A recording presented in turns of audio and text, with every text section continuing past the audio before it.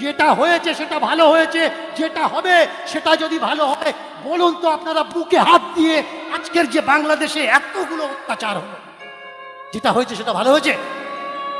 কেউ কেন প্রতিবাদ করছে না? বাংলার কোথায় গেল সেই সব কীর্তনিয়ারা, সেই সব ভাগবতীয়ারা, সেই সব বৃন্দাবন থেকে মহারাজরা যারা সেকেন্ডে সেকেন্ডে লাইভ ছাড়ছিল?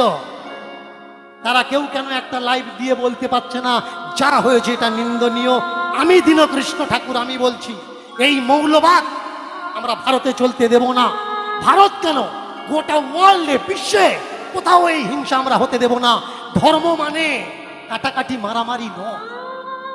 তোমরা বোঝার চেষ্টা করো ভাই, ধর্ম মানে একে অপরের কোল দেওয়া, একে অপরকে ভালোবাসা। সেই ভালোবাসা কোল দেওয়া ছেড়ে আমরা যে আজকের মারকাট করছি, এটা কি ধর্ম?